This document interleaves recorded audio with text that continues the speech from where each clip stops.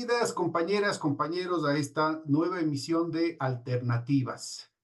En este país en el que la infamia se está volviendo rutina, la gente decente se está alegrando mucho de que Freddy Carrión por fin esté libre de otra vez con su familia. Pero ha tenido que pasar carros y carretas, y el punto es, ¿por qué ha pasado? ¿Por qué tanta infamia? Muchas gracias por aceptar la invitación, Freddy. Bienvenido. Gracias a ti, Pedro. Buenas noches y un placer poder estar contigo y compartir esta experiencia, dura experiencia, que desde el sufrimiento y el dolor que causa el encierro de una persona inocente, pues pretendo darle un sentido al sufrimiento, un sentido a la vida, y lo mejor aún es poder compartir con todas y con todos respecto de algo que en el Ecuador no podemos permitir que pase. La lección o el ejemplo de mi caso debe constituir en un paradigma de lo que no debe pasar en el Ecuador. Tratemos de que no se vuelvan a repetir historias y que obviamente familias ecuatorianas tengan que pasar por este dolor y sufrimiento que significa el encerrar a una persona en una cárcel, alejarla completamente de la vida de los suyos y obviamente impedirle que pueda desarrollar su vida y sobre todo que pueda cumplir con aquellos objetivos, con aquella misión se propuso hacerla y que fue interrumpida por el poder político, el poder mediático, con el fin de destruir una carrera, yo no diría política, sino una carrera de un funcionario público que pretendía generar un Estado en el cual podamos todas y todos vivir en armonía, pero más que nada con el respeto a los derechos humanos. Bueno, tenemos aquí en ese sentido una suerte, que no eres solamente víctima, sino que además tienes una trayectoria profesional y de manera específica estuviste ocupando un sitial precisamente que te involucraba con la defensa de los derechos humanos, con la defensa del Estado de Derecho, con la defensa de las garantías constitucionales. Tres vectores fundamentales que fueron sistemáticamente violados en tu caso y quisiéramos que vayamos desmenuzando, sobre todo para nuestra audiencia, que ojalá quede como un documento de consulta, ¿no es cierto? Las referencias que desde tu trayectoria profesional permitirían evitar que esto suceda, para poder construir alternativas, que es el nombre de la serie. Empecemos entonces contando quién es Freddy Carrión. Gracias, Pedro. Bueno, tratando de describirme a mí mismo, lo que me resulta bastante complicado, bastante difícil, porque no quisiera partir de un egocentrismo ni de una vanidad, tampoco de una falsa modestia, pero yo te podría decir que Freddy Carrión es un hombre completamente convencido, comprometido con los derechos humanos, comprometidos con la defensa de los derechos humanos, que creo profundamente en el ser humano y en su dignidad, que creo profundamente que al ser humano se le tienen que dar los mecanismos y las herramientas para poder desarrollar su proyecto de vida en alteridad, es decir, en sociedad, que las autoridades políticas tienen una gran responsabilidad frente al ser humano y eso es cumplir con aquellas competencias y facultades que vayan en procura de garantizar los derechos de las personas y mejorar las condiciones de vida. Freddy Carrión es una persona soñadora, soñadora en mejores días para un país, una persona profundamente preocupada por el devenir histórico de este país y ya a nivel un poco más individual o personal, una persona comprometida con su hogar, con su familia, con sus hijos, tratando tratando, porque esto yo creo que todos los días intento ser una buena persona, un ser humano, y aquello indudablemente significa de que día a día uno trata de reconstruirse, uno cada día trata de conocerse a sí mismo, de evitar cometer errores, de corregir aquellos errores que se hayan cometido, de permanentemente estar aprendiendo y entregado, como digo, siempre a una causa justa. Creo que uno de mis mayores defectos, si lo podemos llamar así, es justamente el apasionamiento que le puedo poner a la lucha por un ideal. Un Bueno, ideal la pregunta que surge inmediatamente allí es, ¿cómo es que una persona así como la que te estás autodescribiendo llegó a ser defensor del pueblo en un momento en el que hubo un asalto a las instituciones del Estado, a raíz de la supuesta legitimidad que le daba al Trujillato la consulta popular y se violaron todo tipo de leyes, al punto que se llegó a la barbaridad de decir que estábamos en vacancia constitucional, lo cual quiere decir que durante meses no rigió la constitución elegida por el país. Así es que cuéntanos, ¿cómo es que llegaste a la Defensoría del Pueblo? Yo creo que llegué a la Defensoría del Pueblo porque se descuidaron. A ver, Textualmente cuéntanos esos lo descuidos. manifiesta. Sí, se Bueno, descuidaron. pero no es el único descuido, ¿no? El otro descuido fue el del superintendente de bancos, que creo que hasta ahora está, no le dejan, no le permiten posesionarse, así es que son varios los descuidos. Tienen tantas cosas que hacer que se les pasan las cosas, ¿no? A pesar de que tienen todo Sí, controlado. efectivamente. Yo te decía que es un descuido porque, como bien lo habías manifestado y lo describiste, cuando yo fui designado mediante concurso defensor del pueblo, estábamos hablando que había un consejo de participación ciudadana transitorio anticorreísta, porque hay que decirlo así, anticorreísta. Entonces, quienes accedían a los diferentes cargos de las instituciones de control tenía que ser como condición mínima anticorreísta. No es que yo sea correísta, pero tampoco era o me he identificado como anticorreísta porque yo no creo en estas ambivalencias o en estos clivajes de buenos, malos, correístas, anticorreístas. Yo creo que el Ecuador es completamente diverso, en donde caben los correístas. No concibo esta dicotomía de anticorreístas porque lo ideal sería que, igual que existen correístas, puedan existir otro tipo de tendencias, pero aquí nos hemos llegado a establecer, como los correístas llegaron a tener el poder, pues entonces lo contrario a ellos se llama anticorreísta. Creo que en eso tenemos que madurar políticamente, porque si bien se debe reconocer lo bueno de un gobierno, la gestión pública que hizo un gobierno, indudablemente tuvieron que haber errores o hubieron errores, pero eso no desmerece una gestión pública. Solo como un comentario aparte. Pero para mí era importante que cuando yo accedí al concurso o participé en el concurso, como dije, yo no formaba parte de la lista de candidatos anticorreístas que tenía el Consejo de Participación Ciudadana y el Lenin Moreno a través de María Paula Romo para que lleguen a las entidades de control. Solamente recordemos quiénes estaban en las entidades de control y podemos darnos cuenta de que efectivamente eran funcionarios que tenían una clara línea ideológica contraria a los correístas.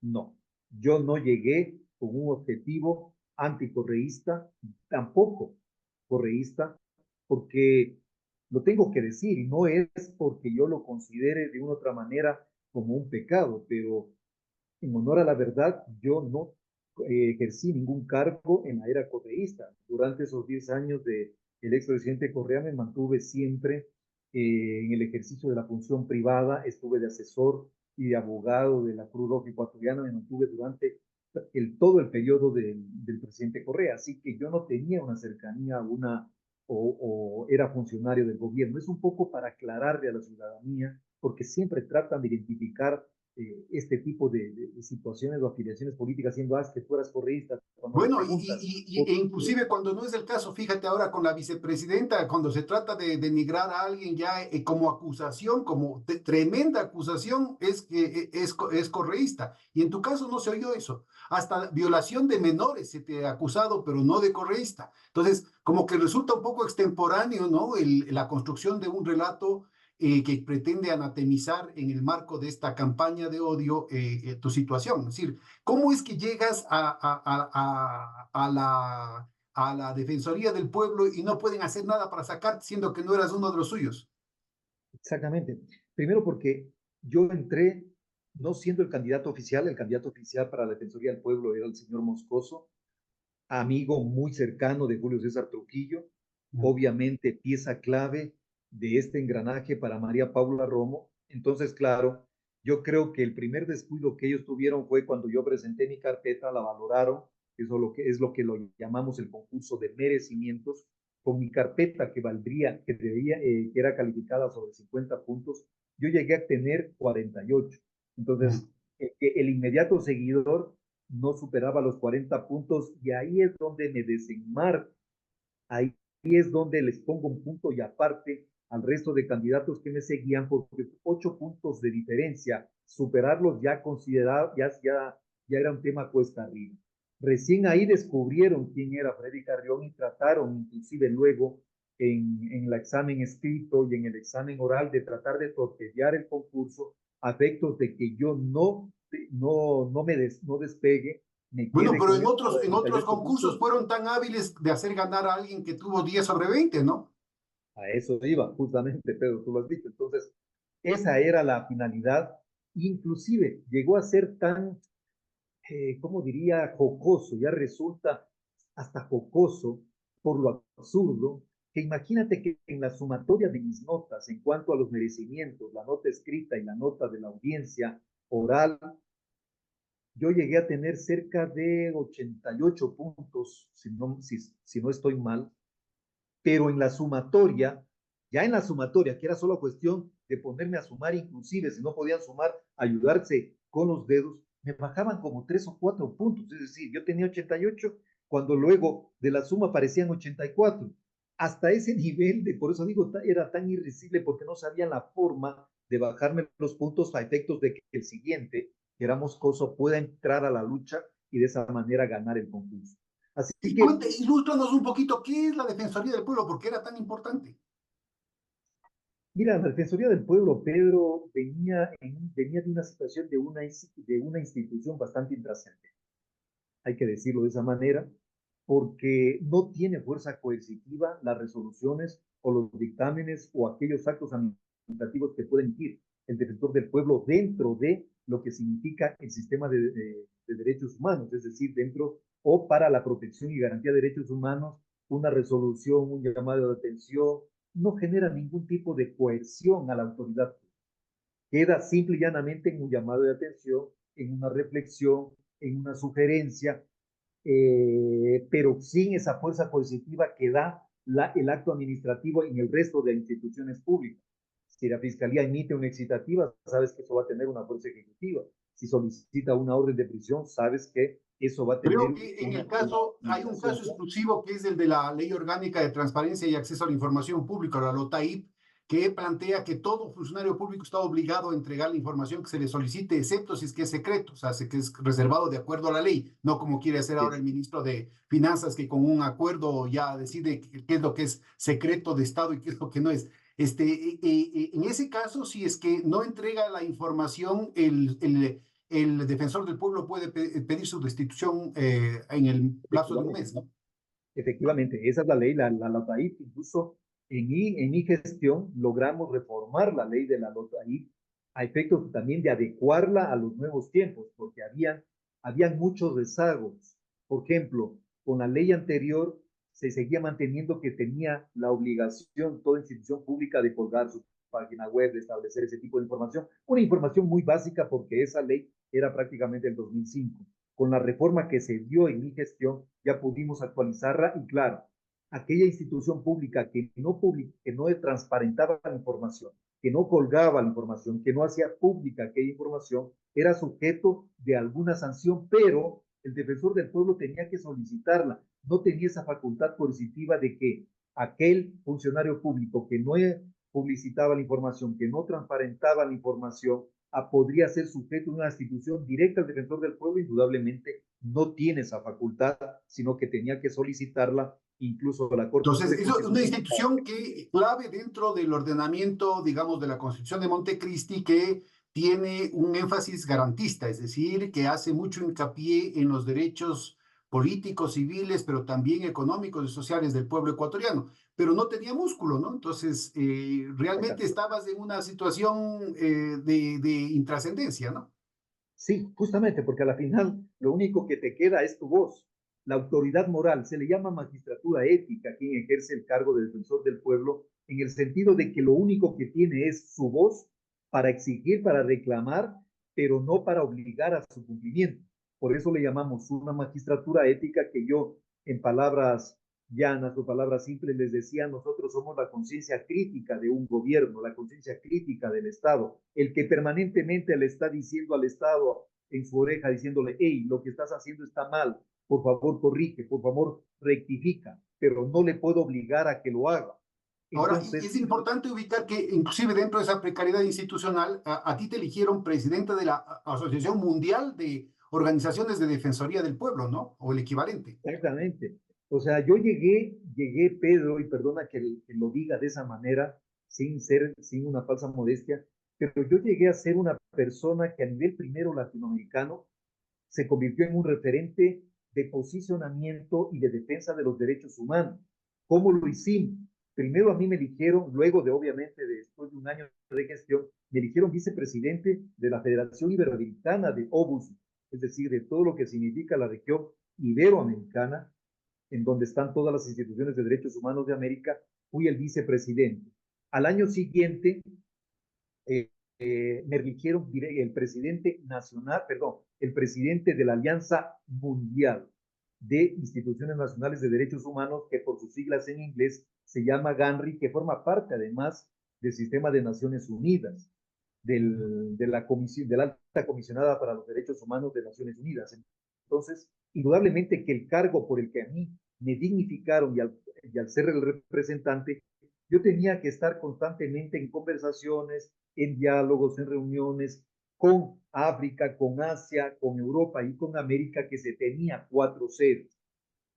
Ya, Yo era el representante eso oficial. vuelve, Freddy, todavía más macabra la situación, porque si eso pasa a alguien que está con esas conexiones internacionales, que inclusive forma parte de un organismo de Naciones Unidas, nombrado a nivel mundial, a nivel latinoamericano y luego a nivel mundial, imagínate lo que puede pasar con un Yamingo profundo como yo, o sea, dice ¿qué falló, ¿no es cierto?, que permitió que alguien que tenía ese reconocimiento internacional, que tenía ese posicionamiento institucional dentro del país, que a pesar de las limitaciones, digamos, en términos de la ejecución, el estatus de la Defensoría del Pueblo siendo parte de la función de transparencia y participación social, es dentro de la Constitución un elemento muy significativo. ¿Cómo es posible que hayan podido generar la trama que ahora lo vas a narrar sin que haya habido ningún mecanismo de defensa? Es que no haya habido ningún sistema inmunitario frente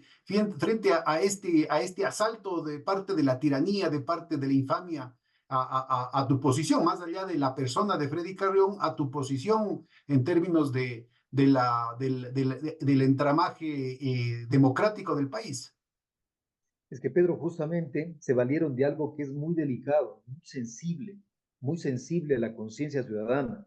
Cuando a un hombre, específicamente a un hombre, sin tratar de generar o de posiciones sexistas y mucho menos de atentar contra el tema de género, pero cuando a un hombre le atribuyes un delito de naturaleza sexual, prácticamente lo sepultas. No hay persona ni institución que pueda salir a defenderte, porque el simple hecho de la imputación de un delito de naturaleza sexual te reduce, te subyuga, porque es justamente porque uno de los grandes males que está atravesando la actual sociedad ecuatoriana y mundial es la violencia contra las mujeres. Y en esa lucha contra la violencia contra las mujeres, que aparezca justamente el defensor de los derechos humanos, el defensor de los derechos de aquellas personas que están siendo víctimas de violencia de género, de violencia intrafamiliar, que aparezca como el victimario.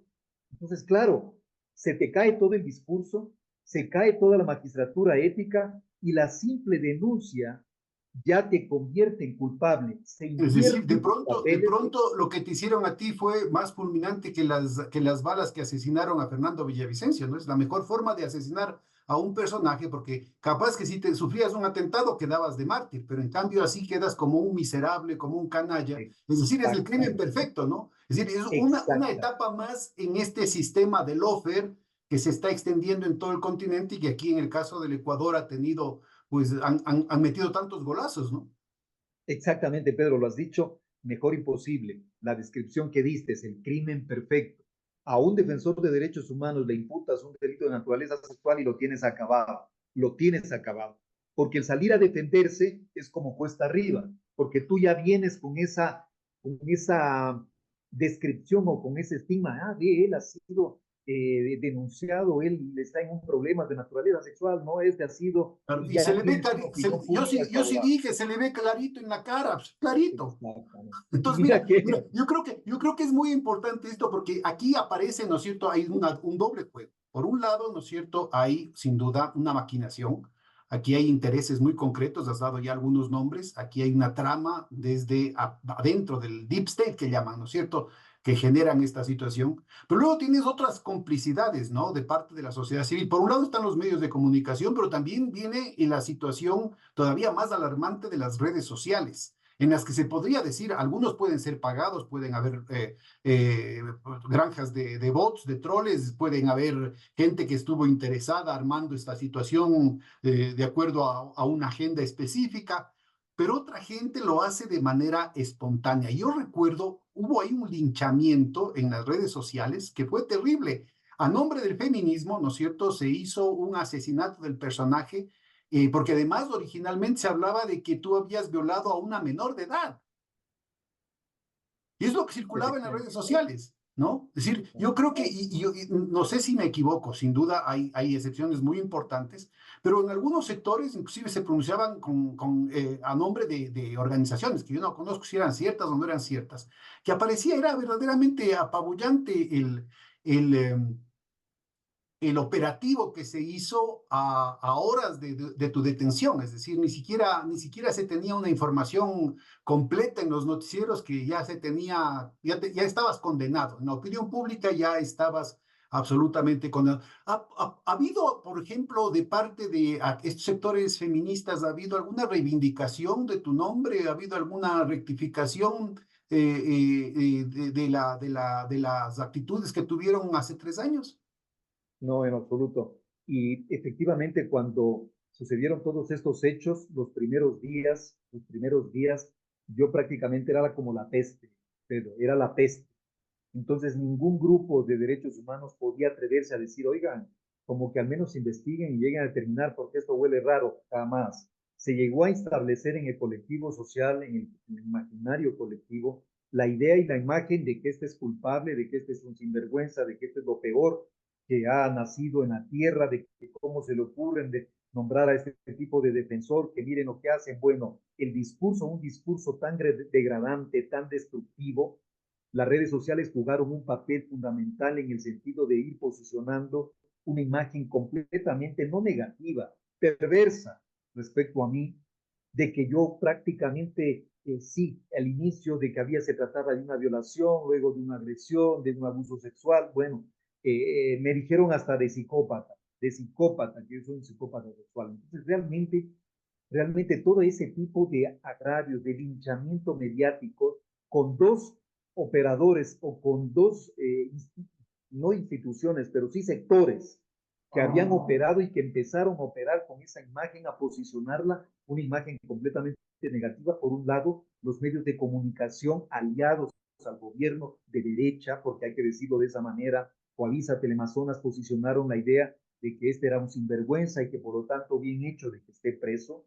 Y Y tampoco ha empezaron habido ninguna también, rectificación de los medios comerciales, ¿no? no, ninguno, ninguno. Y lo que Esa quería decir, es la libertad de prensa, la total impunidad. Impunidad de las redes sociales, impunidad también de los medios de comunicación. exactamente. Bueno, por último, a veces las redes sociales, como tú conoces, prácticamente se convierten en muchas de las veces, en la gran cantidad de los casos, en pasquines digitales en donde puedes decir cualquier cosa y claro, eso se puede convertir en tendencia porque no existe una responsabilidad o corresponsabilidad respecto Pero de lo que era se dice. importante, mira, era importante ubicar porque sin duda muchos de ellos eran nombres falsos, sin duda había muchos anonimatos, muchos seudónimos, pero algunas otras personas aparecían, y te insisto, con respaldo institucional, o sea, a nombre de Así es, colectivos. así es. Y no ha habido en absoluto ninguna. ¿Qué se puede hacer, no es cierto?, para evitar que esto se repita, para que vuelva a suceder, que en nombre de las banderas más nobles, ¿no es cierto?, se cometan las peores injusticias. Mira, Pedro, yo lo que creo que es algo en lo que debemos trabajar fundamentalmente, claro, es en regular y controlar los contenidos de redes sociales, los contenidos de los medios de comunicación, para que no sea la verdad informada o lo que se pretende imponer de parte de los medios de comunicación que responden a un interés económico particular e intentan imponer una verdad de ellos, no la verdad de los hechos. Respecto de las redes sociales, indudable, se tiene que trabajar en regular sus contenidos para evitar que se conviertan en pasquines, para que existan estas granjas de troles que se te comen la reputación, se te comen la dignidad y absolutamente no pasa nada. Y a esto quiero referirme con algo que a mí me parece elemental. Cuando te hablaba de los medios de comunicación, también quería hacer relación a los grupos de derecha.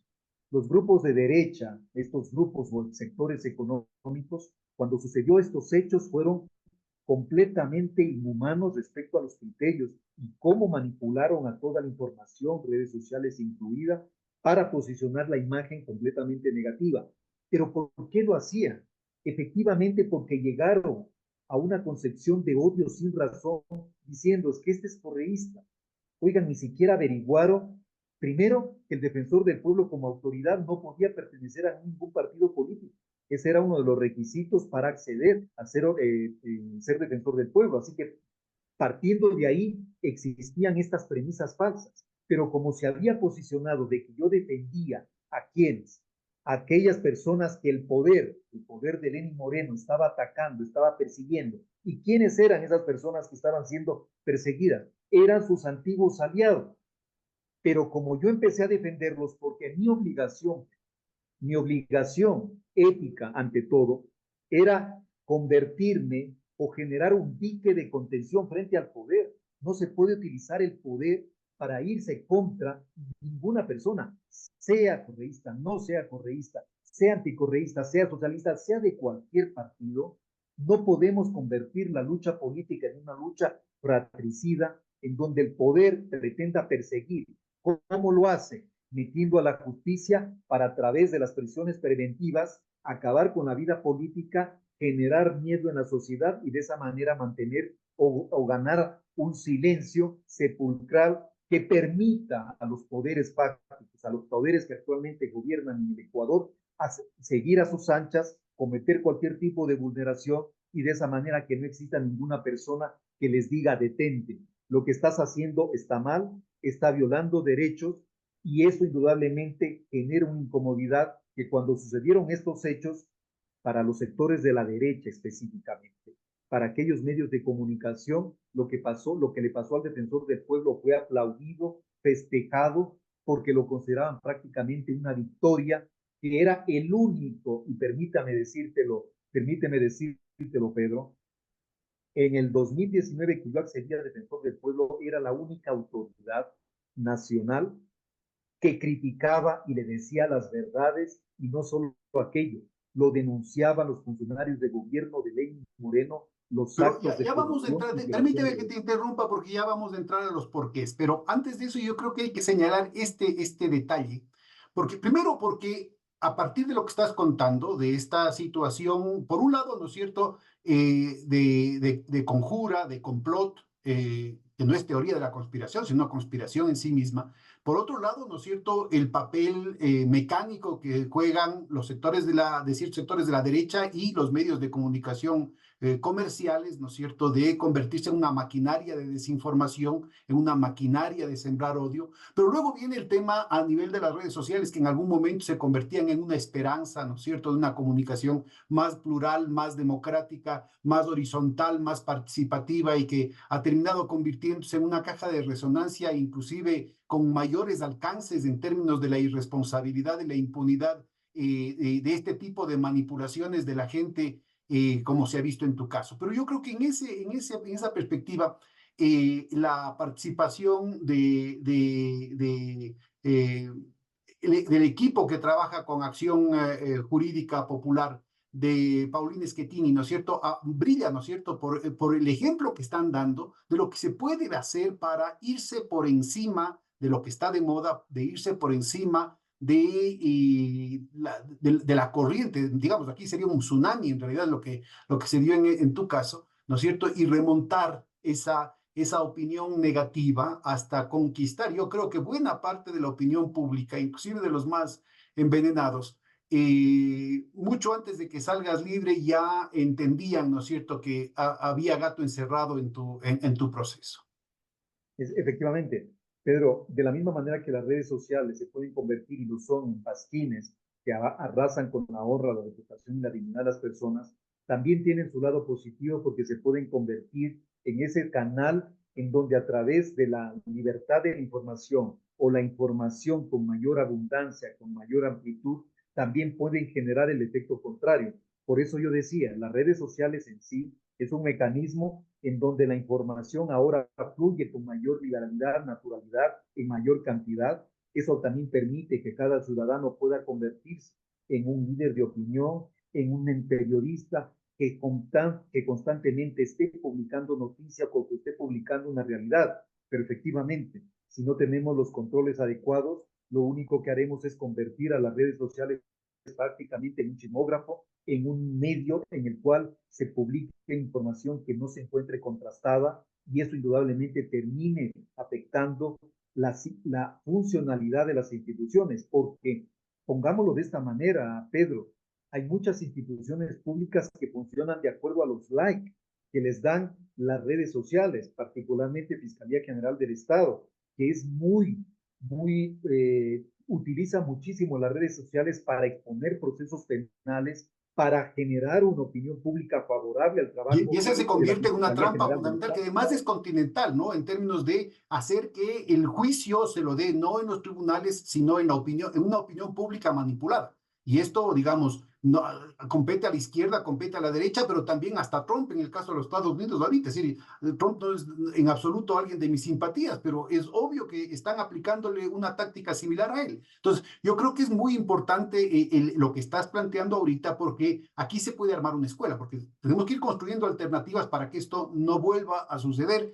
Y uno de los papeles fundamentales, ¿no es cierto?, es inclusive en casos tan confusos, tan oscuros, tan contradictorios como los que sucedió en tu caso, que la gente no tenía por qué poner las manos en el fuego por alguien que no conocían, pero por lo menos esperar, ¿no es cierto?, el que se presenten todos los hechos. Y lo más importante, esperar tu versión de los hechos, que nunca se supo, pues, y que ahora justamente ojalá tengamos tiempo para ir al detalle, ¿no es cierto?, de conocer por fin tu versión de los hechos. Pero antes de que entres a este tema, la pregunta obvia es, ¿por qué? Si en la Defensoría del Pueblo era una institución con tan poco músculo, ¿qué hiciste? ¿Qué pecado cometiste, ¿no es cierto?, ya en concreto, para irritar las susceptibilidades de quienes estaban en el poder, sobre todo Moreno, Paula Romo y obviamente la embajada que estaba detrás de ellos, o las embajadas que estaban detrás de ellos.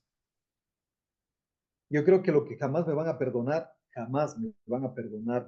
los grupos de poder y en ese momento Lenny Monero y compañía, más bien al revés, María Paula y compañía, porque quien gobernaba era la ministra de Gobierno. Lo que jamás me van a perdonar es que me puse de parte del pueblo. Como autoridad nacional, renuncié a cualquier tipo de canonjía, privilegios, honores, si lo podemos llamar de alguna otra manera, de los que gozan las autoridades nacionales como un defensor del pueblo, como una fiscalía, como un fiscal, como un contralor. Siempre las mieles del poder seducen. Y claro, yo constantemente era invitado, mire, vamos a este cóctel, o que hay esta parada militar, o que hay esto, va a estar el presidente de la República, va a estar el vicepresidente. Y claro, te tratan de seducir con esta parafernalia del poder, a efectos de que formes parte de la estructura de poder. Pero en mi caso, yo siempre me mantuve más bien alejado. Y mira que llegaron a hacer cosas que resultan en estos momentos ya anecdóticas, de que cuando yo empecé a cuestionar directamente al gobierno de Lenín Moreno y empecé a actuar con una serie de denuncias, ya no me invitaban absolutamente a nada. O sea, ¿Denuncias como cuáles? por ejemplo, cuando era el 24 de mayo, siempre invitaban a todas las autoridades nacionales a presenciar la parada militar que se la hacía en el templete de los héroes, acá ¿cómo se llama? En la cima de la libertad. En la cima de la libertad, gracias.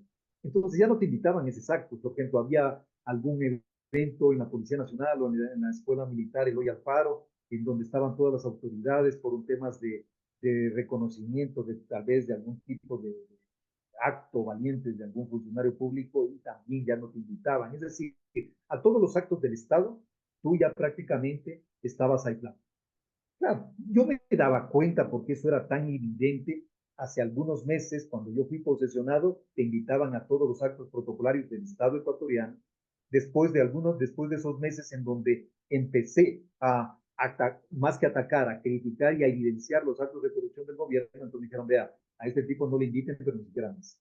Pero más allá de eso, Pedro, más allá de eso, lo que no me van a perdonar es efectivamente que me puse del lado del pueblo ecuatoriano por una sencilla razón. El poder no necesita que lo defienda. Al poder no necesitan que lo defiendan, porque el poder se basta para sí mismo y adicionalmente el poder es el que comete los abusos. Para poder bajarlo un poco más a términos más sencillos, el gobierno, a través de su presidente de la República, sus ministros, ejercen el poder, tienen inclusive el mando de las Fuerzas Armadas y la Policía Nacional.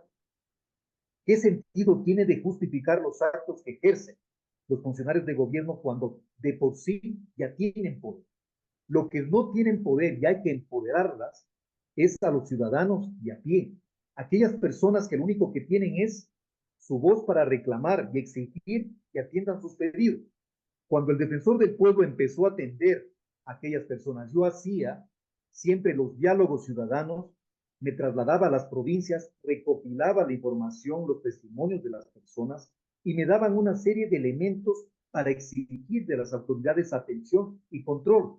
Entonces, constantemente les exigía a ministros y demás funcionarios del Estado la atención a unas demandas justas de la ciudadanía, porque el defensor del pueblo también se preocupaba y era su parte de su obligación el tema de los derechos económicos, sociales y culturales, el derecho de los colectivos. No simple y llanamente protejamos la vida, protejamos la libertad, sino garanticemos una calidad de vida. ¿Qué sentido tiene tener vida y libertad si no tiene los recursos para poder desarrollar tu proyecto de vida? Lo entendí así porque creo que la corriente de los derechos humanos, del derecho internacional de protección de los derechos humanos, va en ese sentido. Ya no simple y llanamente basta con los derechos de primer nivel que les llamábamos en un inicio, sino que son necesarios los derechos colectivos, los derechos económicos, sociales y culturales que permiten la integralidad Y de por los derechos, ejemplo, mira, por porque eso al primordial. principio el gobierno de Moreno fue muy cuidadoso, inclusive lo sacan a Jorge Glass de la vicepresidencia y ponen a una vicepresidenta vinculada con la izquierda, digamos, dentro del correísmo, a la que después también la desechan. Pero al principio era cuidadoso, digamos, en términos de utilizar a sectores de la izquierda del correísmo, tratar de ubicarse en un espectro amplio de unidad nacional en contra de él, el monstruo que se había denunciado de la corrupción y del autoritarismo, supuestamente en la época de Correa, y eran cuidadosos. ¿Cuáles eran estas violaciones de los derechos políticos, civiles, sociales, económicos del pueblo que tú denunciaste desde la Defensoría? Nosotros denunciamos una serie de derechos. Por ejemplo, te voy a plantear un caso muy ejemplificativo, muy, llamémoslo así, muy símbolo, y es el tema de Purucagua. Si bien la anterior defensora del pueblo, la que había estado encargada de la defensoría del pueblo, la señora Benavides, había sacado un informe sobre la situación real de Purucagua, pero ese informe se quedó inconcluso respecto de las acciones que debía emprender la defensoría. Haznos de acuerdo el tema de Furukawa y la virtual esclavitud de los trabajadores de esa hacienda. Exactamente, o sea, existían tanto en Quevedo como en Esmeraldas y en Santo Domingo haciendas de Purucagua de una empresa que se dedicaba al cultivo de la fibra de abacá. La fibra de abacá es una fibra que viene de la planta del plátano, en donde esta fibra es tan resistente y tan fina que, por ejemplo, es uno de los elementos o de los insumos para la fabricación del papel moneda. Es a través de la fibra de abaca.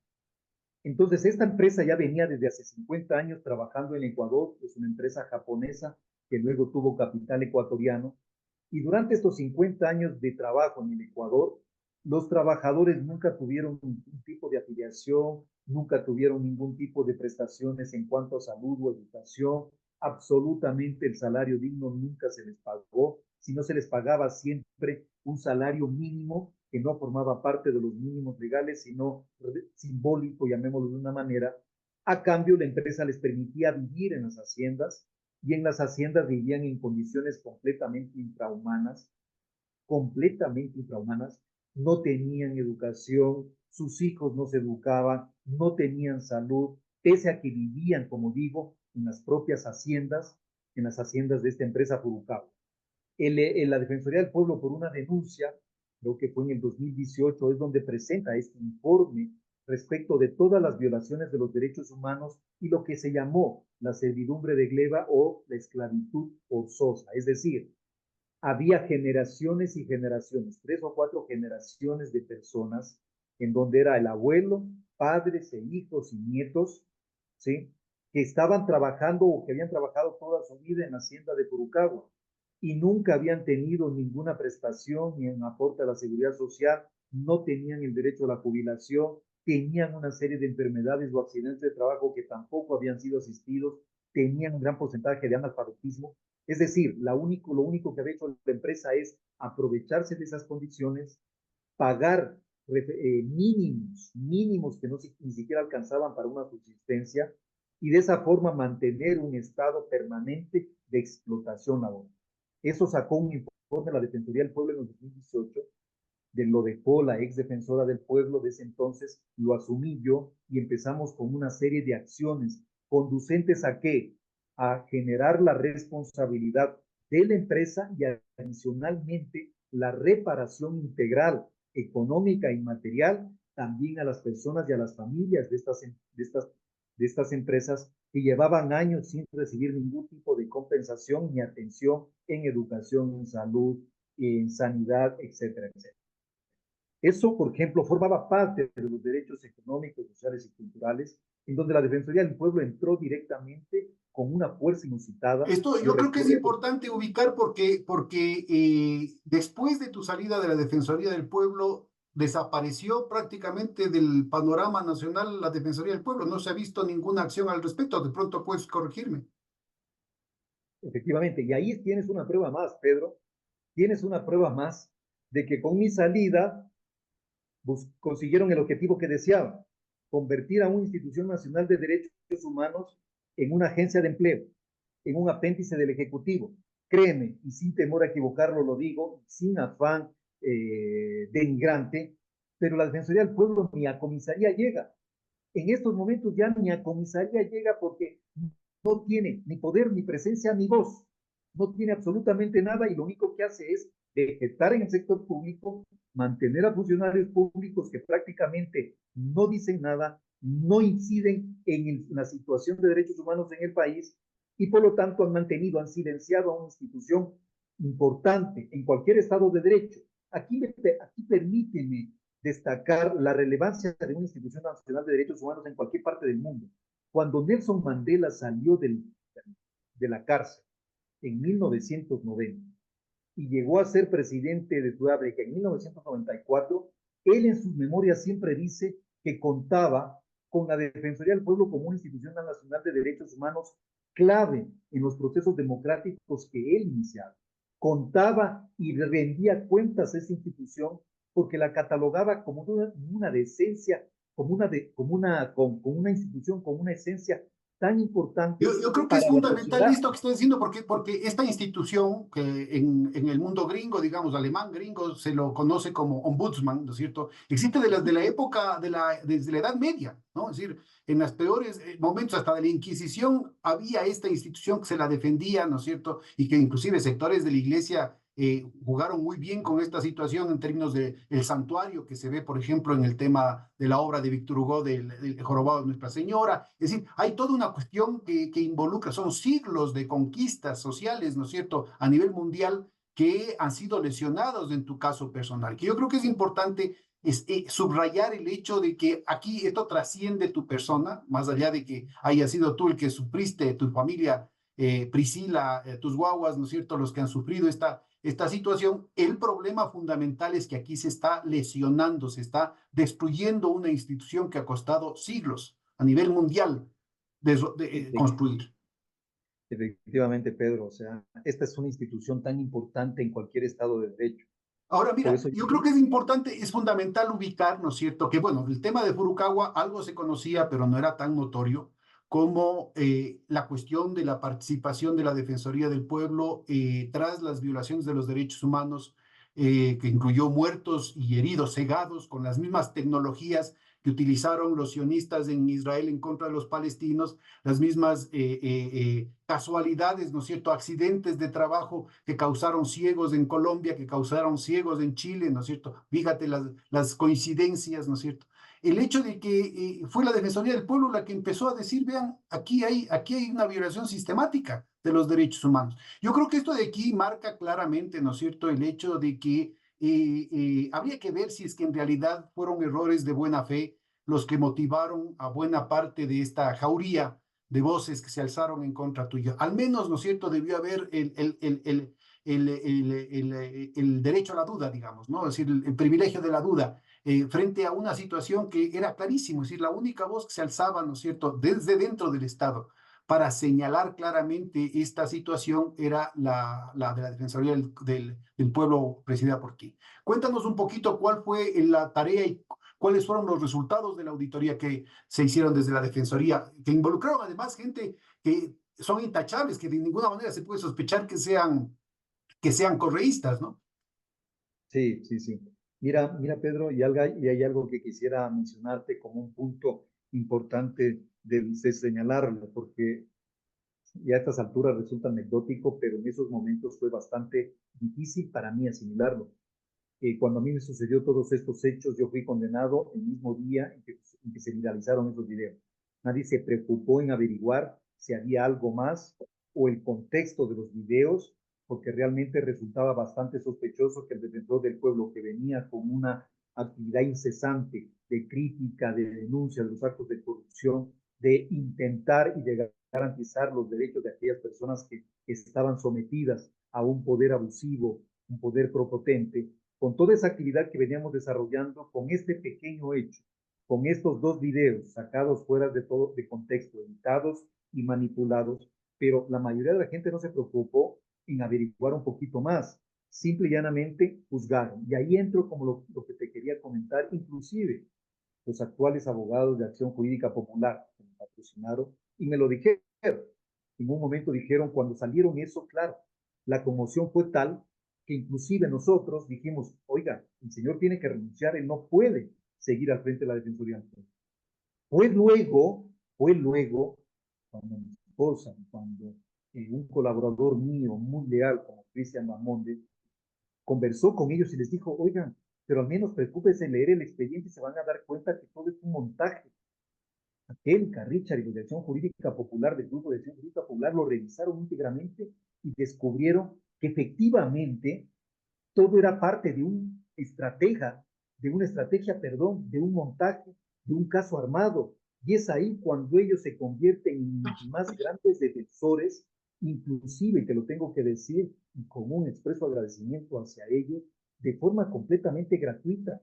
Y junto a ellos, más de 50 abogados decidieron patrocinar mi causa, defendiéndome también de una forma gratuita, y les tengo que reconocer aquello, pero solo cuando empezamos a descubrir el proceso y el andamiaje de lo que se puede constituir en un caso de lawfare, pero más que nada en una persecución política, es ahí cuando empieza a transformarse, a cambiar la opinión pública, porque habían demasiados cabos sueltos que no se los podía atar y que indudablemente entre más se profundizaba la persecución, más salían a la luz situaciones que claramente evidenciaban una persecución política en contra, con el ánimo indudablemente de erradicarme, de eliminarme política y socialmente a efectos de que toda la gestión que veníamos desarrollando caiga en un pozo profundo de desconocimiento o de olvido, porque decían, si el defensor del pueblo que miren, ahorita está preso, ¿cómo le vamos a creer lo que ha venido haciendo? No, lo que ha venido haciendo no tiene sentido, carece de veracidad, carece de Bueno, credibilidad. es particularmente grave porque uno de los verdugos principales venía justamente del brazo político de la organización que comandaba las protestas, es decir, el Pachacuti, que era el brazo político de la CONAI, fue la sede, digamos, la principal comando de ataque, ¿no? Incluyendo a los asambleístas Vanegas. Creo que Fernando Villavicencio también estaba en ese momento cercano a Pachacutic, ¿no? No, bueno, no era de Pachacutic, él venía del movimiento de concertación ciudadana, él era el único asambleísta por ese movimiento de concertación ciudadana, Vanegas sí por Pachacutic. Y claro, y ese es otro de los temas, Pedro, en donde a mí me significó una gran decepción, porque, Pedro, yo me la jugué por octubre del 2019. Si yo he caído preso ha sido por el mes de octubre, básicamente, como una especie de conclusión de las actividades que yo venía desarrollando, pero llamémoslo así, octubre del 2019 fue el colofón, fue mi sentencia para yo ir preso, porque nunca me van a perdonar, jamás lo van a hacer. El momento en que yo presento, en marzo del 2021, me dirijo a la Fiscalía General del Estado con más de 57 cajas, entre documentos, testimonios, grabaciones de las víctimas del mes de octubre, y me dirijo a la Fiscalía General y la emplazo a que la Fiscalía General investigue el delito por el cual estoy presentando toda esta información con una única finalidad, de establecer responsabilidades y de esa manera también ir a las reparaciones a las víctimas directas e indirectas de las protestas del mes de octubre. Yo creo que es En ese fundamental momento, este punto. Solamente te interrumpo porque queda clarísimo. Quien pone los muertos es la CONAIE, ¿no es cierto? Y su brazo político son los que se benefician de la traición. Capitalizaron políticamente eso. Recuerda que el líder de esta cuestión fue Leonidas Issa, pero quien capitalizó eso fue Yacu Pérez, que llegó prácticamente a la segunda vuelta, aunque después en la mesa de negociaciones y con la intervención de la embajada americana dejaron que pase en su lugar Lazo, ¿no es cierto? Además, públicamente, y terminó ganando la presidencia. Es decir, yo creo que probablemente, ¿no es cierto? Si Yacu o el Pachacuti o la gente que estaba ahí no vendieron el segundo puesto, no hubiesen vendido el segundo puesto, capaz que eran presidentes de la República. Es decir, yo creo que fue tremendamente jugosa la situación, ¿no? A costa de la sangre, de las bases, ¿no es cierto? Ciertos dirigentes, no a todos, obviamente, no todos, ahí está el papel controvertido, pero el papel fundamental que tuvo Issa en esa coyuntura, claramente, ¿no es cierto?, se mostró tremendamente rentable en términos políticos. Pero completamente, yo creo que en eso ya es una verdad que no admite duda en contrario de que el mes de octubre generó una gran expectativa y aceptación social y que justamente Pachacutic logró capitalizar por octubre del 2019 un gran porcentaje de votos que históricamente Pachacutic no pasaba del 5%.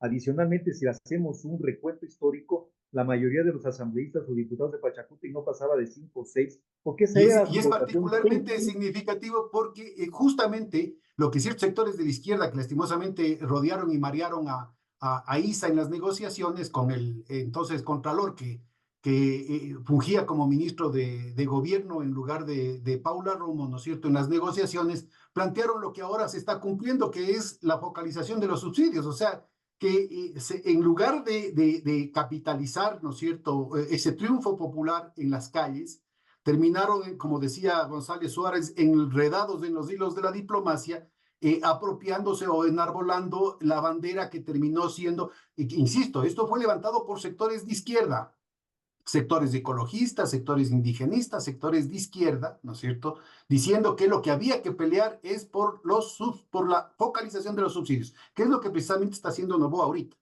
Así es que yo creo que es muy importante, ¿no es cierto?, tener estos parangones, ¿no es cierto?, para que el país no vuelva a repetir. El hombre es el único animal que se tropieza con la misma piedra, no solamente dos, sino varias veces.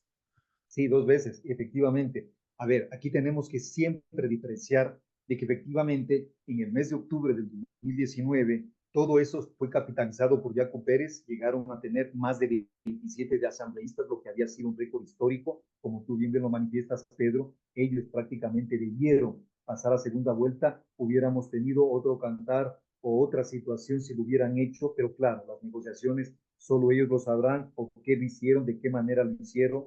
Yo recuerdo muchísimo, por ejemplo, cuando en el juicio político que se instauró en la Asamblea Nacional en septiembre del 2021, Leonidas Issa, y lo tengo que reconocer públicamente porque Leonidas Issa sacó un comunicado en donde rompió prácticamente al bloque de Pachacuti, que previamente había sacado un comunicado Pachacuti diciendo que sus 27 o 28 asambleístas apoyaban la destitución del defensor del pueblo.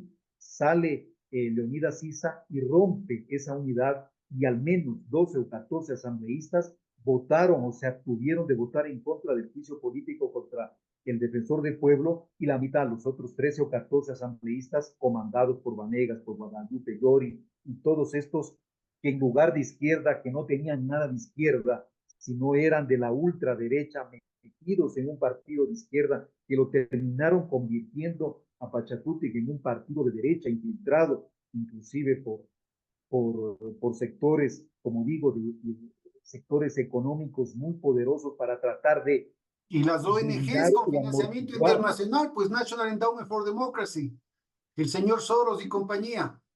Exactamente. Todos con una agenda para neutralizar la acción directa de Pachacuti y de esa manera convertirlo o ponerlo más al lado de la derecha que de la propia Ahora, izquierda. permíteme un Por eso, paréntesis, en términos, a ver, de tus funciones de defensor del pueblo. Supongamos, eres un, como que te habían dicho que eras psicópata, ¿no? Suponte que eres un psicópata y habías comido guaguas crudos, ya, suponte que sea cierto. Pero había un informe de la Defensoría del Pueblo que establecía de manera muy documentada, ¿no es cierto?, violación sistemática de los derechos humanos en la represión durante octubre del 2019. ¿Cuál fue el destino final de eso? Porque, bueno, por último, Pachacutic decía, estamos horrorizados de lo que hizo este señor, ¿sí? Pero aquí está un informe, ¿no es cierto?, de la gente, de nuestros muertos, de nuestros heridos, de la gente que quedó ciega, con las mismas tácticas que claramente, que decían que era un accidente, pero que claramente habían sido accidentes provocados en Israel, en Colombia, en Chile y en otras latitudes. Entonces, yo creo que ahí es muy importante, ¿no es cierto?, que el país conozca, ¿no es cierto?, en qué quedó ese informe. es que justamente antes de llegar a esta conclusión, Pedro, que es importantísima, es fundamental el antecedente, porque la única manera de bajarse el informe de la Comisión de la Verdad, que fue documentado con testimonios recogidos directamente de las víctimas directas o indirectas, en el caso de los familiares de las personas fallecidas, por ejemplo, o en el caso de las personas que habían perdido el ojo por una acción violenta del Estado. O sea, se recogieron testimonios, se los grabaron, se establecieron fichas que podrían identificar dónde están, quiénes son, cómo se encuentran, a efectos de que la Fiscalía tenga una labor mucho más productiva, porque se le había adelantado prácticamente toda la investigación a efectos de que pueda establecer inclusive ya formulación de cargos y de esta manera establecer responsabilidades a nivel político. El trabajo lo hizo la Comisión de la Verdad, el trabajo lo hicieron estos 3 o 4 comisionados que trabajaron de una manera ética, objetiva, imparcial, que discutían en un foro cada uno de los avances y de las conclusiones a las que iba a llegar el informe de la Comisión de la Verdad, que jamás, Pedro, jamás llegaron a tener una incidencia, influencia o un comentario de parte mía del defensor del pueblo en tal o cual sentido, estuvieron completamente alejados, marginados por disposición mía, efectos de que no tengan la mínima influencia, porque el éxito del informe de la Comisión de la Verdad radicaba en la transparencia, la objetividad y la imparcialidad de sus integrantes.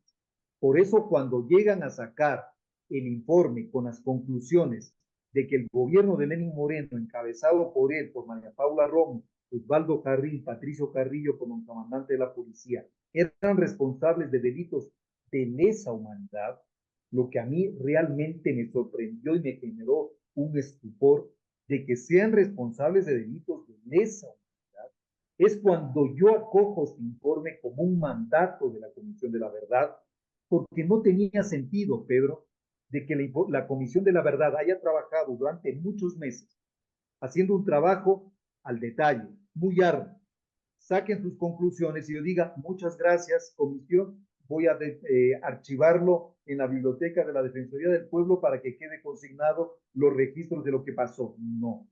Dentro de la justicia restaurativa, el objetivo cuando hay graves violaciones de derechos humanos, ¿qué es? La verdad, saber qué pasó.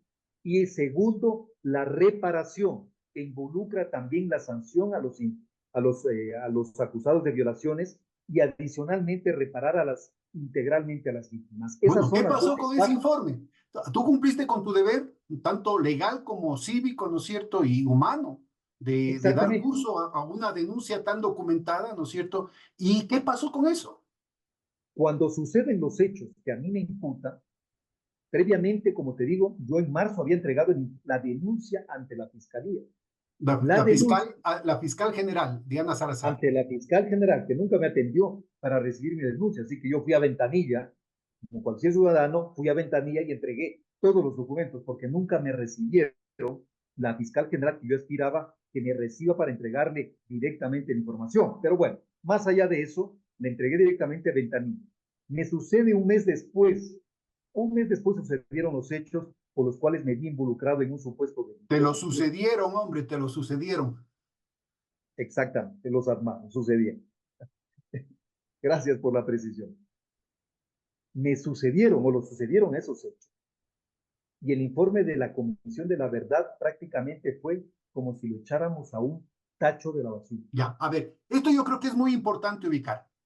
Como abogado, como ex defensor del pueblo, ¿se puede hacer algo para rescatar eso? Es decir, Pero, Pachacutic, ¿no? Pachacutic, los asambleístas actuales de Pachacutic, los asambleístas actuales de la Revolución Ciudadana, ¿podrían exigir que se vuelva a activar el proceso que tú iniciaste en la Fiscalía?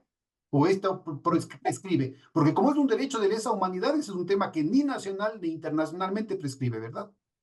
Así es, pero es que no solamente podrían, y ahí quiero precisarlo, Pedro, no es que solamente podían, deberían haberlo hecho, y no solamente ahora, sino que tenía que haberlo hecho desde antes. Pedro, yo me he jalado, y perdón por la expresión, 3 años de cárcel por los hechos del mes de octubre, por las víctimas, por los muertos, por su memoria, porque no puede quedar una muerte dada en ese contexto sin de la responsabilidad de quien la causó, sin su reparación. Creo que las personas que fallecieron en octubre, perdón, no fallecieron, murieron, las mataron en octubre del 2019, exigen justicia. Mi deber como defensor del pueblo fue exigir que Fiscalía General del Estado exija, determine, sancione, reclame responsabilidad a los autores. Y en lugar de aquello, a mí me metieron preso. Y cuando fue el juicio político a la Asamblea, les reclamé directamente a los asambleístas de Pachacuti, que eran los representantes de aquella gente que murió en las protestas del mes de octubre, de que no permitan que esto caiga en el olvido, que no caiga en la manipulación política de los sectores de la derecha que pretenden que este informe quede en el olvido, quede archivado, que se den cuenta de que todo formaba parte de una estrategia para cuestionar al defensor del pueblo y por ende eliminar la influencia y las consecuencias del informe de la Comisión de la Verdad, porque se atribuía que el informe de la Comisión de la Verdad lo elaboré yo. Es decir, si Freddy Carrión cae en desgracia, caía en el olvido y en el archivo, o en desgracia Cosa que también el además no informe de la tiene, Comisión. no tiene ninguna fundamentación jurídica. Es decir, insisto, si es que hubiese sido cierto que tú te comes guaguas crudos, ¿no es cierto? Igual había un documento que era independiente de la persona de Freddy Carrión, que tenía que ver, que tenía que ya un curso que tenía que ver cursado, digamos, el orden regular dentro del procesamiento judicial, ¿no? Pero es que aquí atribuimos muchísimo la representación o la identificación del autor del documento. Si el autor del documento es cuestionado, entonces indudablemente pierde Sí, credibilidad pero yo el quisiera, el documento punto como que tal. estoy queriendo hacer, Freddy, yo no soy abogado, ¿no? Es que eso es en términos políticos, es así, o sea, así sucedió, así se dieron las cosas, y ese era el propósito, lo que quiero mostrar es que ese era el propósito real de toda la trama que te montaron. Pero el punto es que una vez iniciado el trámite en la fiscalía, eso no podía haberse parado. Por supuesto. Inclusive si vos hubieses incendiado el Parlamento, hubieses puesto una bomba atómica, el curso tenía que seguir. Pero por supuesto, es que no solamente eso, Pedro, no solamente eso. Recordarás aquellas frases que decían nunca más, que siempre eran el eslogan de quienes, de las organizaciones de derechos humanos, de los informes de la Comisión de Verdad. El título del documento del informe de la Comisión de la Verdad siempre decía nunca más. ¿Por qué se decía nunca más?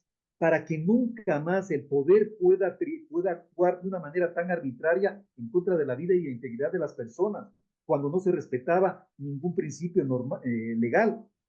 El origen de la Comisión de la Verdad era justamente que esos hechos de octubre, que fueron violentos, que generaron la muerte o la ejecución extrajudicial de varios ciudadanos ecuatorianos, no tenga una repetición. ¿Y qué pasó en junio del 2022? Es que ese es el otro problema, Pedro, que olvidamos las cosas con facilidad. El informe de la Comisión de la Verdad le hubiera puesto un punto final a la acción arbitraria de un gobierno que por mantener, entre comillas, el orden, es capaz de asesinar a sus propios ciudadanos. Ese era el objetivo, de tener para que ningún gobierno posterior pueda volver a hacer a lo mismo. Y Y que aquí sale además una pregunta es que te parte la de una hago. escalada, es parte de una escalada de una nueva ola, digamos, del estado de seguridad nacional que había en los años 60 y 70, ¿no? Entonces es parte de Exactamente. una escalada continental de crear estados represivos, el estado, Agamben habla del estado de excepción, ¿no es cierto?, como la nueva normalidad. Entonces, yo creo que es muy importante ubicar, ¿no es cierto?, que esta acción personal tuya de la Comisión de la Verdad, ¿no es cierto?, no es una situación de que tú te rajaste, no, como dicen algunos, es que te apesta la vida. No, no, no. El problema es que esto de aquí formaba parte, ¿no es cierto?, de una resistencia, ¿no es cierto?, a nivel continental frente a una agenda de convertir a nuestros estados en unos estados invivibles, en estados fallidos, en los que se haya vaciado la democracia, se haya roto la institucionalidad, se haya hecho una caricatura del sistema judicial. Por eso la pregunta aquí es clarísima. A ver, ¿qué se puede hacer ahora? ¿No es cierto? ¿Cuáles son las alternativas? Es el nombre del programa. ¿Cuáles son las alternativas que tiene el pueblo ecuatoriano para que no quede en la impunidad las atrocidades que se cometieron en octubre del 2019? Yo primero partiría que esto es una decisión política. ¿Por qué lo digo de decisión política? Porque a nivel legal los mecanismos se encuentran completamente expeditos. ¿Y a qué me refiero con expeditos? El proceso de investigación debería retomar lo del informe de la Comisión de la Verdad y los documentos que se encuentran.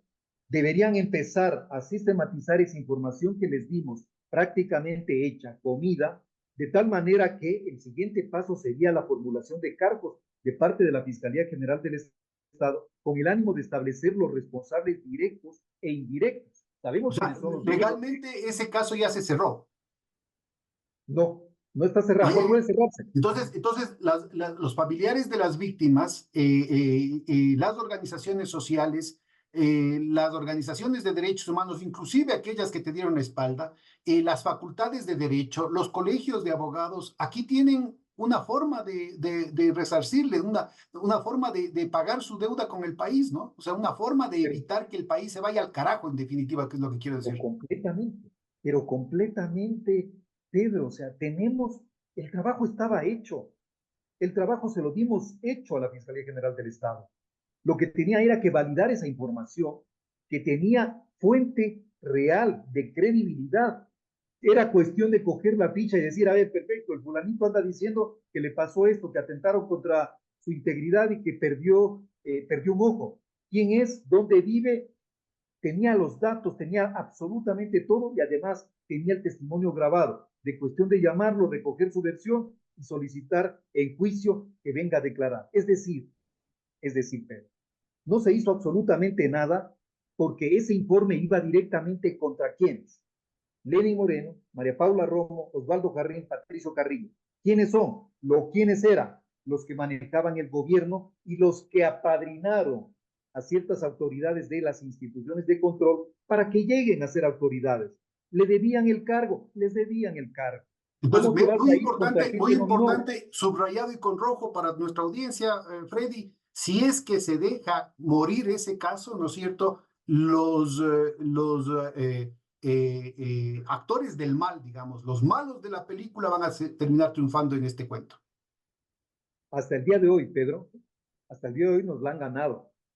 Porque ese informe de la Comisión de la Verdad no se ha movido, está con telarañas, está archivado, está en una bodega, Pero no todavía es tenemos el número. posible reactivarlo. Entonces, ahora mira, tenemos ya solamente unos 20 minutitos, ¿no es cierto? Y quisiera yo que, de manera resumida, lo que el país algo ha conocido por esa tarea titánica que ha desplegado Priscila Schettini, Angélica Porras y otros amigos que cuentas ahorita, que es un equipo de abogados que ni siquiera ha cobrado un centavo.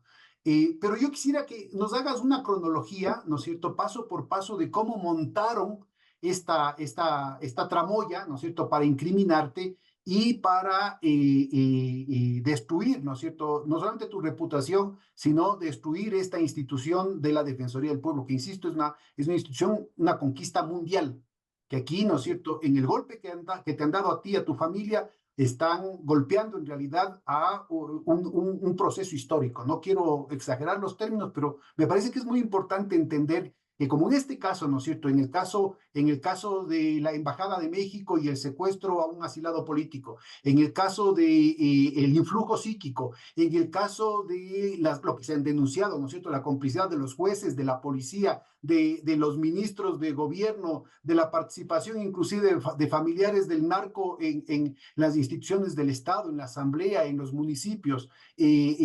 modificando y haciendo, ¿no es cierto?, que las mafias sean las que controlen no solamente el sistema judicial, sino el sistema carcelario. Todo esto forma parte, ¿no es cierto?, de una agenda de destrucción institucional. Entonces, yo quisiera que hemos dejado, puesto a limpio, ¿no es cierto?, en blanco y negro, elementos fundamentales de lo que podrían ser parte de las movilizaciones sociales en el futuro inmediato. Pero quisiera yo que quede clarísimo, ¿no es cierto?, cómo se armó la trama, cómo funcionó la conspiración. Cuéntanos.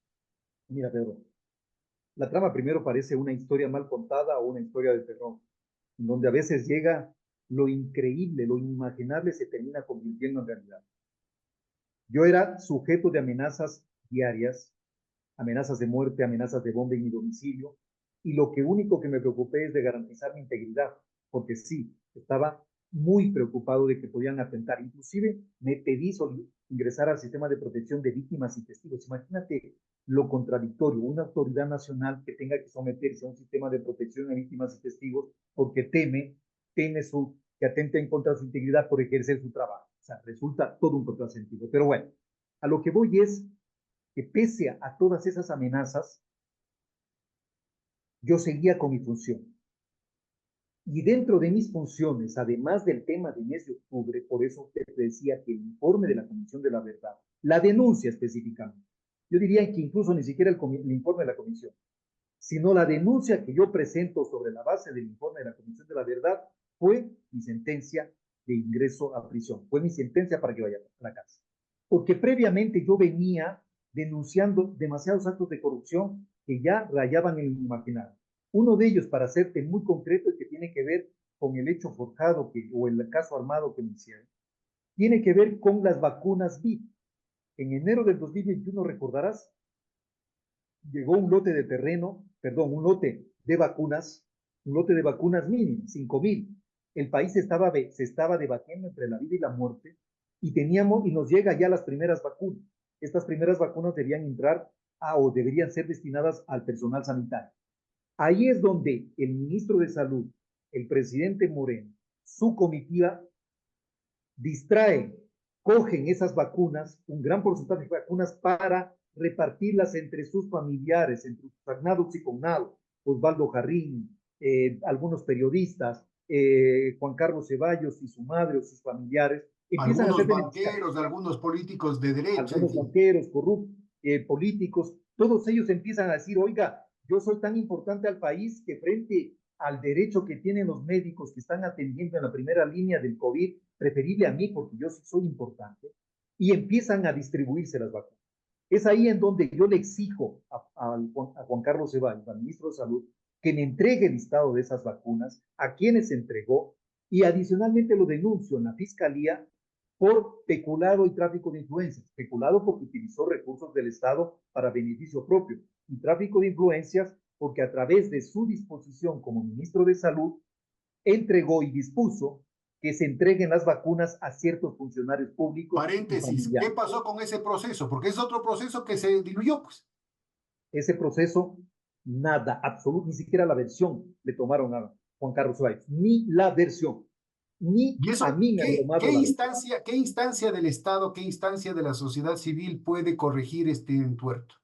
Pero es que es la propia fiscalía, es que es el órgano persecutor. Yo presento las denuncias en la fiscalía y la fiscalía selectivamente este tipo de casos los manda al archivo. Ni siquiera, como te digo, ha tomado la versión de Juan Carlos Ceballos ni la mía como denunciante. Pero bueno, presenté la denuncia al día siguiente o a los 2 días siguientes, él presentó su denuncia y se fugó del país, se fue a Estados Unidos, eso lo conoce todo el país.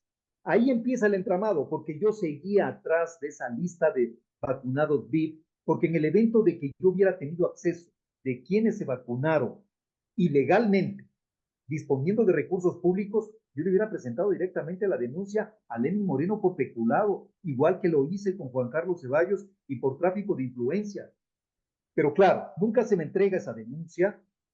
Viene este ministro de Salud posterior Que a se Ceballos. recuerde que ese era el gobierno, ¿no es cierto? Ese era el gobierno que nos había mezquinado. A la gente había cortado el presupuesto de salud para prepagar la deuda externa y con eso comprar un puestito del ministro Martínez en Washington. Había prepagado la deuda externa a precios muchísimo más altos de lo que estaban en el mercado, ¿no es cierto? Había quitado el presupuesto de la policía, del ejército, había mandado sacando a médicos y a otros trabajadores de la salud que estaban arriesgando sus vidas en la primera línea de defensa, ¿no es cierto? Y que el momento en que hubo la disponibilidad, lo primero que hizo fue repartir clientelarmente de manera ilegal, de manera corrupta, de manera inclusive inmoral, ¿no es cierto? A un grupito de privilegiados, ¿no es cierto? Enrostrando, golpeando la dignidad de la gente en la gente que había sufrido muertes, más de decenas de miles de muertes que pudieron haberse evitado, ¿no es cierto?, por la irresponsabilidad de un gobierno, ¿no es cierto?, que estaba haciendo todo lo posible por castigar al país. Entonces, yo creo que es muy importante ponerlo en ese contexto. Es muy importante y es muy importante lo que has dicho porque lo has resumido exactamente tal cual fue el gobierno de Lenín Moreno. Frente a eso, como digo, surge este ex ministro de Salud, Falconi, al que yo lo conocía previamente, porque hay que poner en contexto también que no es que para mí era un desconocido y decía, oiga, pero usted a un desconocido va y se le mete a la casa. No, no, yo lo conocía previamente porque trabajamos en Cruz Roja Ecuatoriana, él en Santo Domingo y yo en Quito como abogado y secretario general. Había un conocimiento previo. Él llega de ministro de Salud e inmediatamente me contacta diciéndome, trabajemos, colaboremos. Pero claro, él por boca de este ministro, por boca de Falconi, a los 12 o 10, a los 10 días de posesionado, me llama y me dice, ya no puedo trabajar contigo porque tengo orden directa de Jorge Guate que contigo ni el salud, porque tú estás en contra del gobierno. Textualmente me lo dijo. Perfecto, hasta ahí llegó, llamémosle así, una supuesta colaboración que íbamos a tener Defensoría del Pueblo y Ministerio de Salud. Luego ahí lo votan. Él se siente humillado, estaba indignado de la forma en que fue votado del Ministerio de Salud, porque no aguantó ni 15 días o 20 días, no aguantó, y lo votaron, lo patearon, para decirlo en términos castizos, del Ministerio de Salud. Y es ahí cuando él, dos días antes de estos hechos, acude a mi oficina y me dice, aquí está la lista, la tengo a la lista. Y no solo eso, tengo documentos que demuestran que Lenín Moreno tiene a un funcionario de su entera confianza en el CERCOP, haciendo todos los negocios y distribuyendo los contratos a ciertas personas, con documentos. Eran entre una de las denuncias. CERCOP es el Sistema Ecuatoriano de Compras Públicas, ¿no? Por si acaso. Compras, O sea, los efectivamente, grandes contratos. los grandes contratos. Entonces, me dice, tengo esa información. Perfecto, dame esa información porque yo lo hago público, lo denuncio públicamente. Pero me dice, Gatado, pero ¿sabes qué? Aquí hay demasiadas cámaras. En el momento en que yo te esté entregando ese tipo de información, me pongo la soga al cuello. Yo no puedo entregarte aquí, ni mucho menos que sepan que yo lo hice. ¿Sabes qué? Te invito a mi casa, vamos donde se encuentra mi esposa o mi pareja, y te entrego toda la información que tú requieres. Y es así en donde yo voy y me dice el día sábado para encontrarnos y te entrego la información.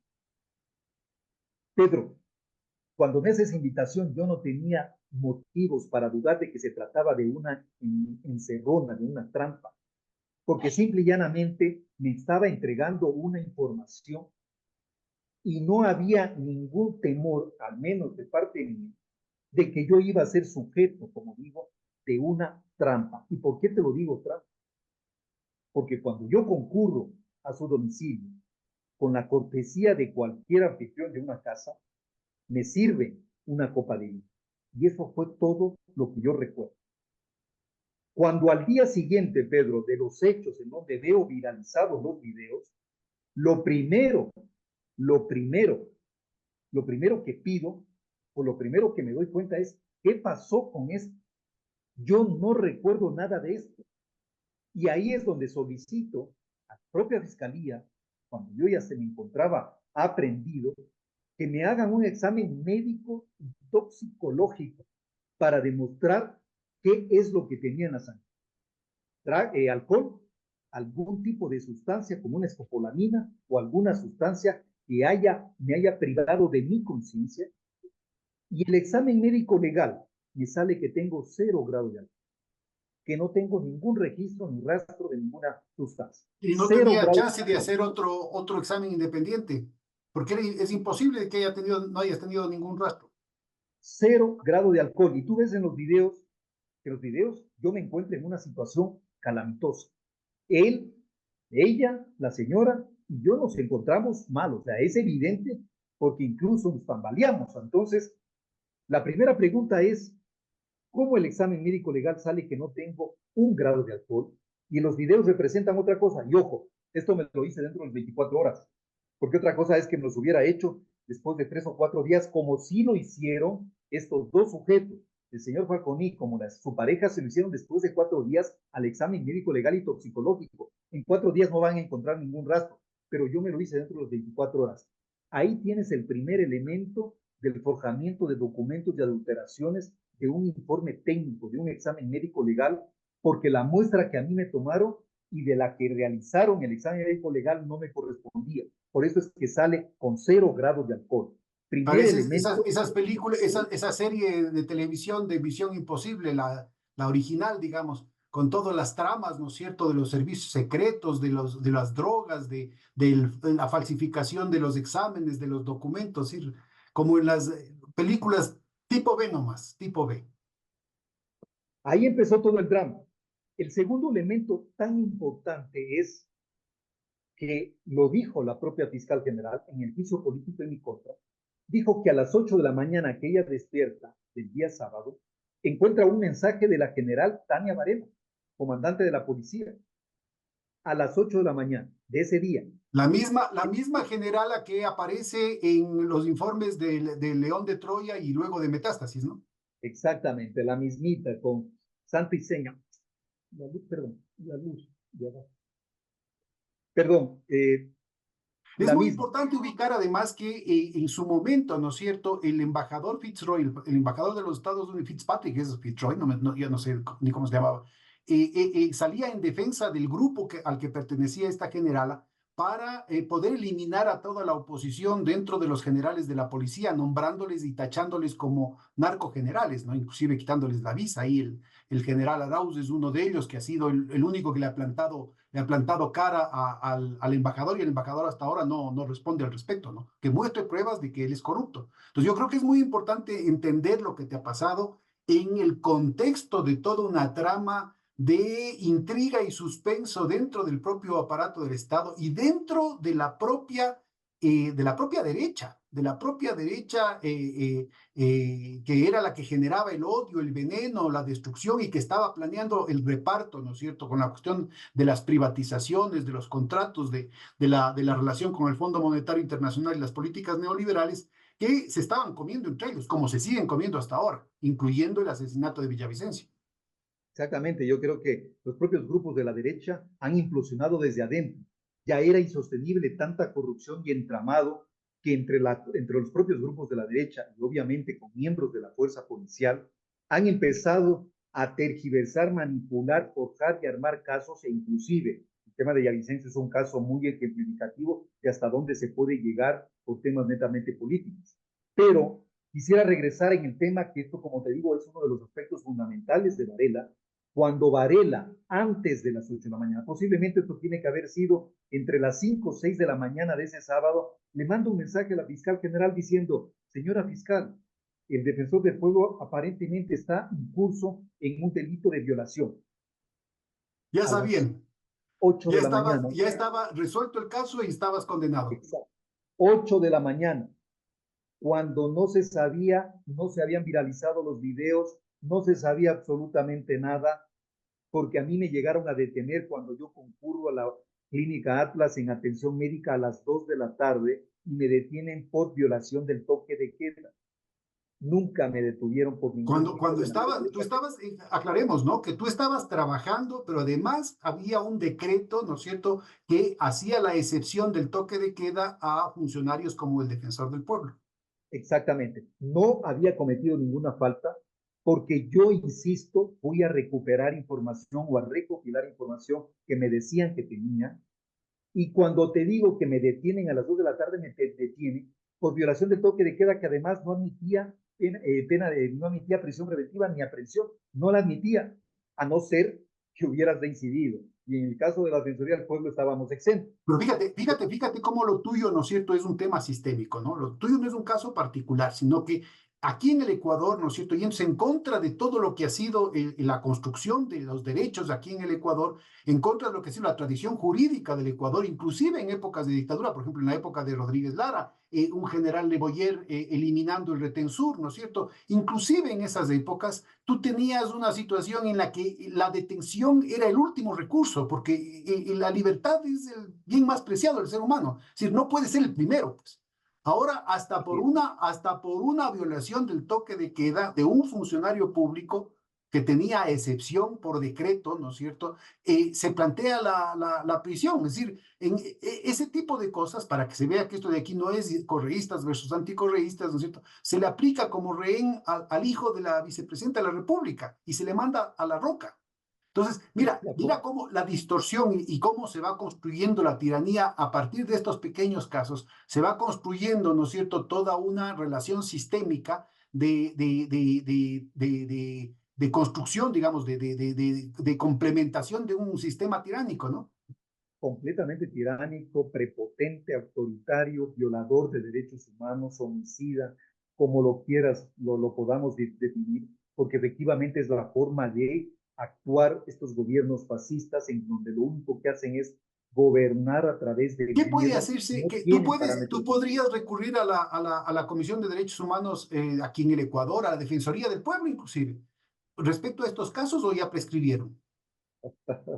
La Defensoría del Pueblo, ese es un mal chiste, Pedro, porque la Defensoría del Pueblo, cuando yo fui detenido, cuando yo fui aprendido, la propia defensora que me subrogaba en mis funciones, porque me presentó hasta una denuncia en mi contra, porque supuestamente yo había ingresado objetos prohibidos a la cárcel en el momento en que la destituí de sus funciones. Sí, yo lo hice desde la cárcel, la destituí en sus funciones, porque le recuerdo a ella y al país, Pedro, yo estaba con una medida cautelar, no con una sentencia condenatoria en firme. Por lo tanto, como medida cautelar, yo conservaba y gozaba de la presunción de inocencia y lo hice en el ejercicio de mis funciones. ¿Por qué? Porque cómo se atreve a denunciarme para tratar de quedarse en el cargo, porque ella fue una de las responsables de que empezó a entregar los cargos a muchos de los asambleístas, sobre todo los interpelantes, y en algunos de Pachacuti, a efectos de poder garantizar el voto y la Pero a ver, destitución de mi otros cargo. interpelantes, y creo que ahí te oí en alguna entrevista que decías que tenías la evidencia de los familiares de asambleístas de la izquierda democrática y de otros partidos también, ¿no?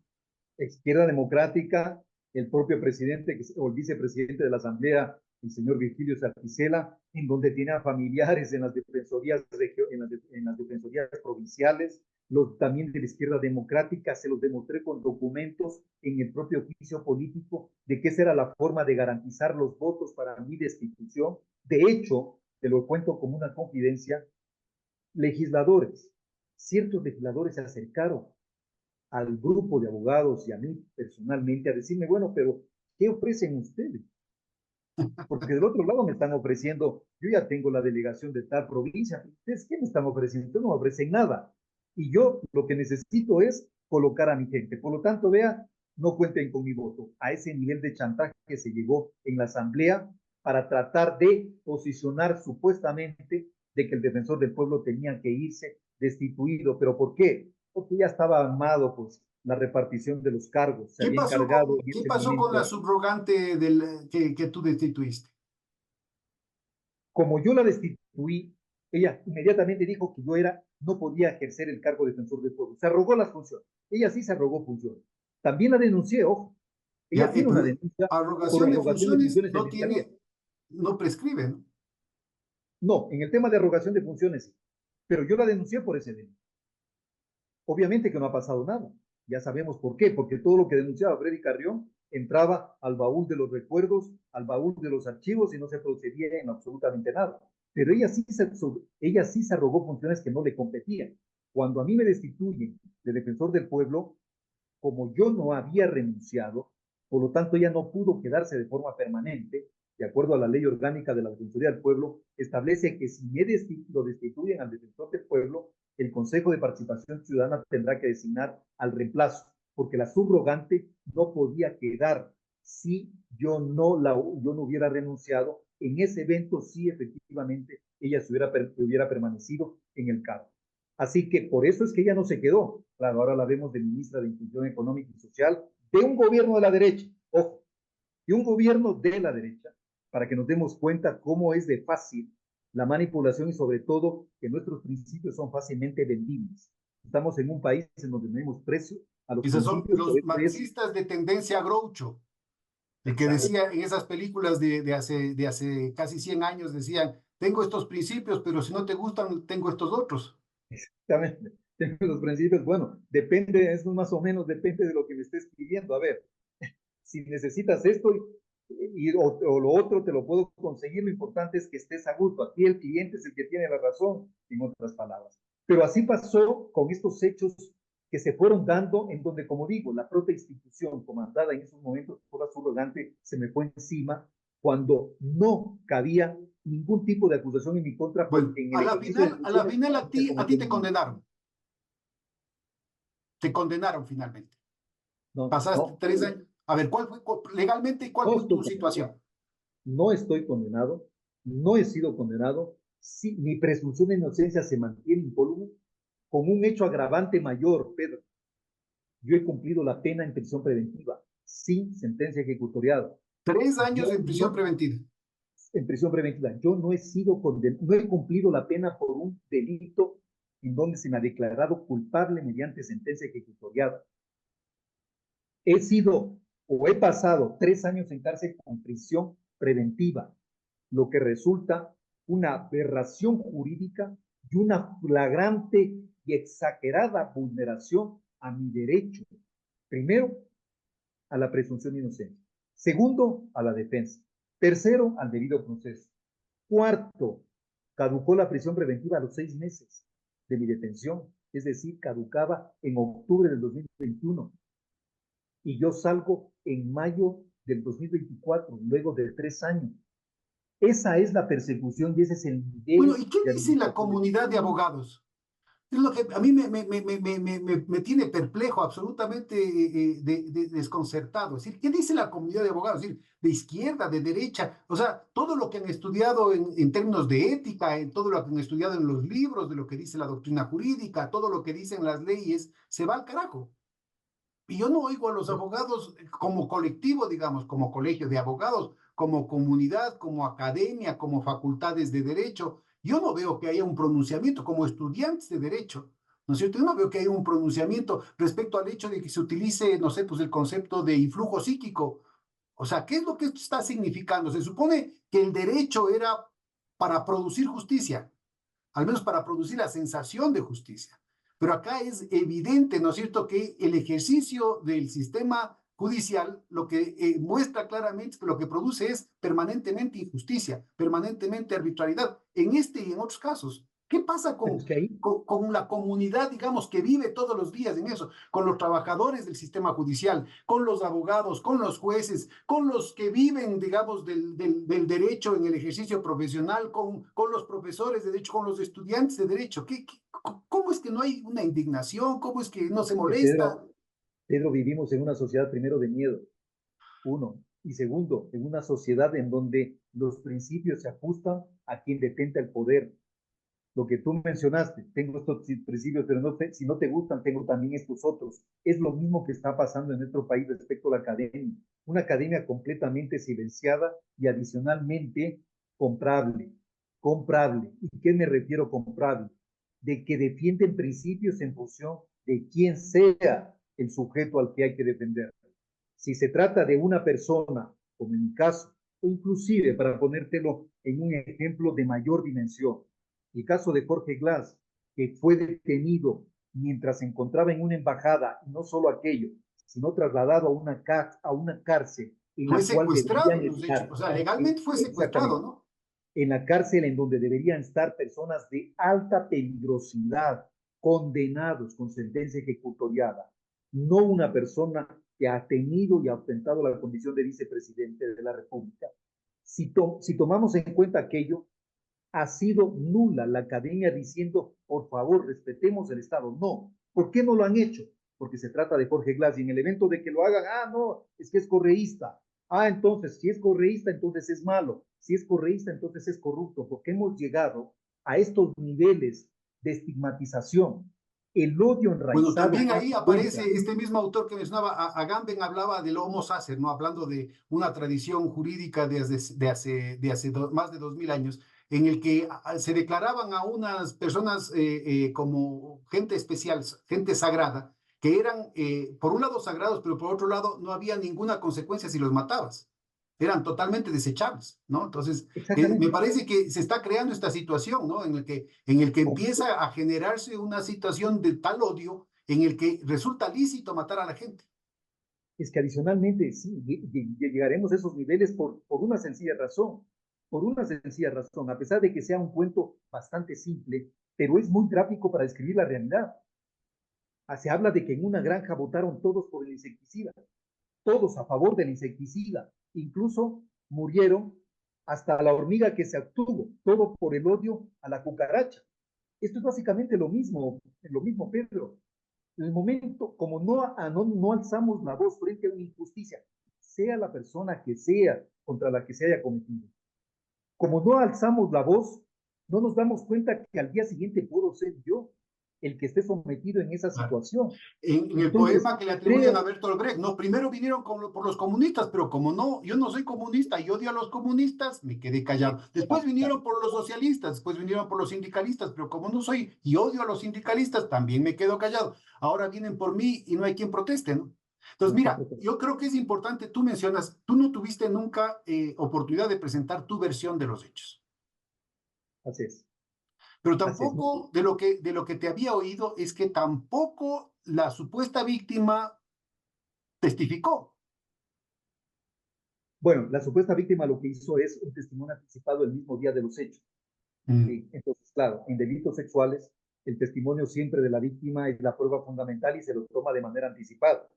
Y ella, en el testimonio anticipado, es que también esto, Pedro, o sea, si uno va escarbando, uno va descubriendo cada acto ilegal que es difícil ya sostenerlo.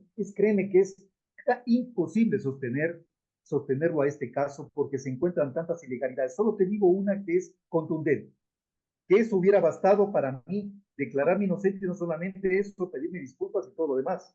La propia víctima en su testimonio anticipado, cuando le pregunta si hubo contacto físico, dice no. Entonces, ¿de qué tipo de abuso sexual me puedes acusar si la víctima te dice que no hubo contacto físico? Influjo psíquico. Ahí sí no puedes decir nada, mano. Influjo sí. No hay otro. Es influjo sí. Es influjo sí. Es que Bueno, así es mira, la ¿a legislación dónde, ecuatoriana. a dónde vamos a llegar? Sí, yo creo que es muy importante el que este sea un ejemplo para las organizaciones de derechos humanos, para los cuerpos profesionales, también para las ONGs y los movimientos, por ejemplo, feministas, ¿no es cierto? El que vayan afinando sus situaciones. Sin duda, estos son temas muy complejos. Hay un ambiente de violación y de violencia en contra de la mujer que pone en este tema, ¿no es cierto?, las cosas muy delicadas.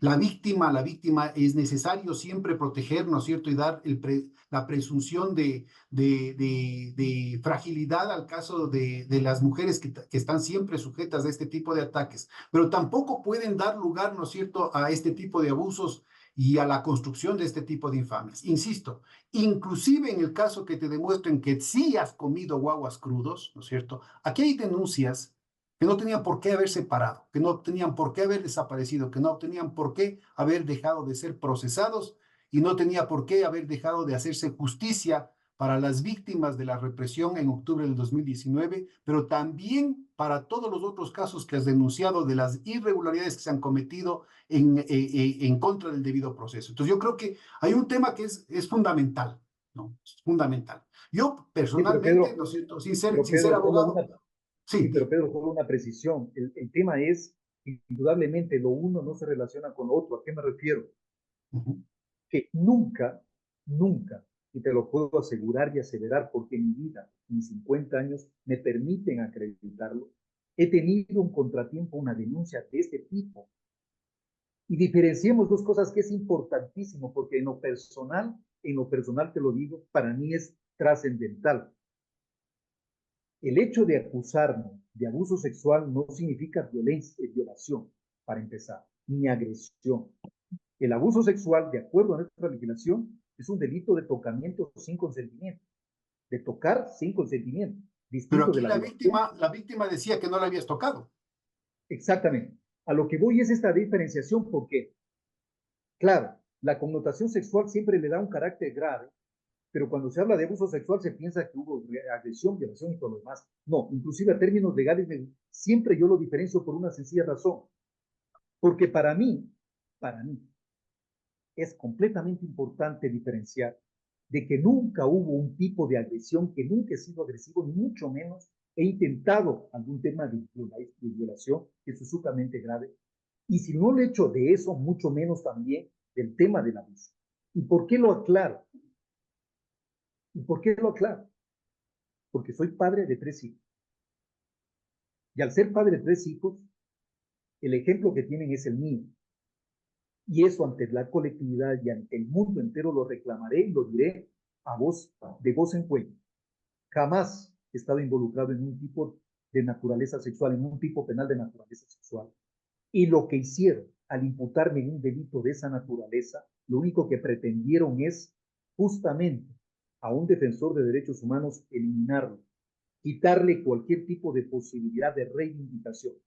Lo que no contaba, Pero lo, al hacerlo, Freddy, han callado también, ¿no es cierto?, los derechos de las víctimas de la represión y han contribuido a un proceso de destrucción del sistema judicial, del sistema de justicia en el país.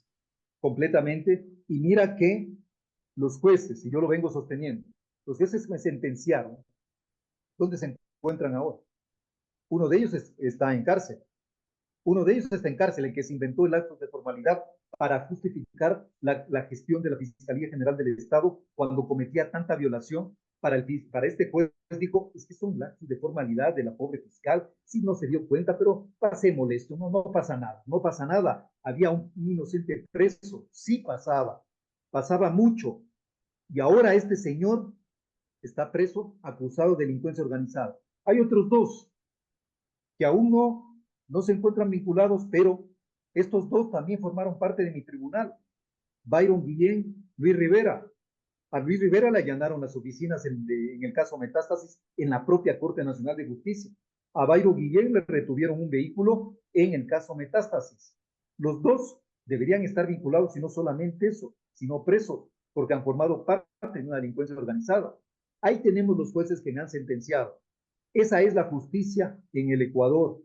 Ellos sí son responsables, no solamente de este tipo de delincuencia Ahora, organizada, una de última amañar pregunta y para así. ir cerrando, Freddy. Hay una cantidad de causales que te he oído en algunas entrevistas que le he oído en su momento a Priscila en varios medios de comunicación a lo largo de esos 3 años, que muestran de manera contrastable, diría yo. Más, pongamos, ¿no es cierto?, la duda ahí, pero contrastable el hecho de que hubo una serie de abusos procesales, una serie de irregularidades. Esto que mencionas, que incluye el asunto de que la fiscal firmó un documento el día después de los hechos, ¿no es cierto? Entonces, eso yo creo que son elementos que alguien debería hacerse cargo del asunto. Algún tribunal, alguna comisión debería tener, ¿no es cierto?, la facultad de chequear y de corregir este tipo de cosas para que no vuelvan a pasar. Porque, insisto, si eso pasó con el defensor del pueblo, imagínate lo que pasa con el hombre común y corriente, con la gente de la calle. O sea,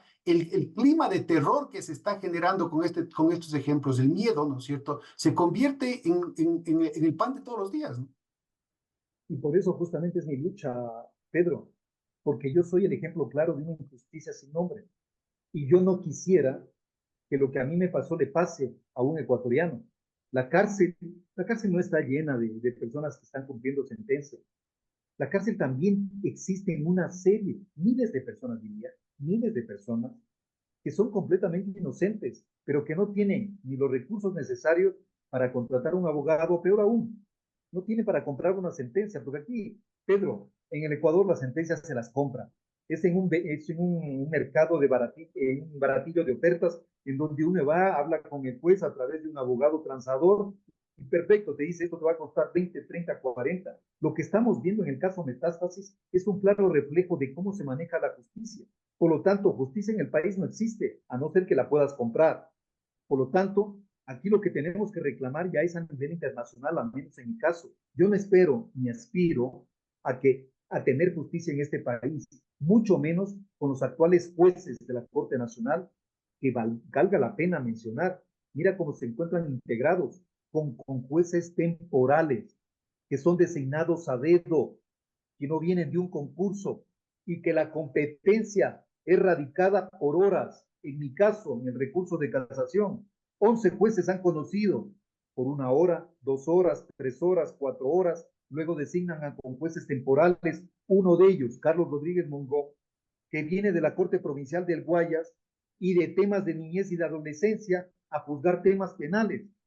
Dime si puede tener moral, si puede tener sangre en la cara, por decirlo menos, este juez, que viene de conocer temas de niñez, ahora conocer temas de derecho penal, de recursos de casación de derecho penal, y lo hace con total desparpajo, como si fuera un erudito en la materia. ¿Acaso eso no es corrupción?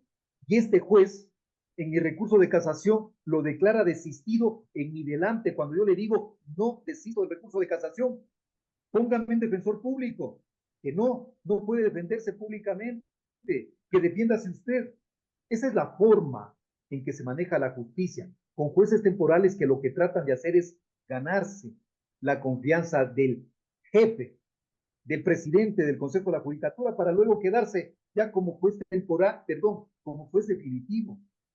Ese es el mercadillo de ofertas que vive la justicia. Por eso es que para mí es tan importante dos cosas, y con esto quisiera finalizar y agradecerte muchísimo, Pedro. Dos cosas que creo que son importantes. La primera, que la justicia ecuatoriana no hay justicia, que yo aspiro en la justicia internacional a través del sistema interamericano de que el Estado ecuatoriano sea responsable de la violación a los derechos que se cometieron contra mí ante una presión preventiva completamente injusta al haber pagado una pena anticipada por mí.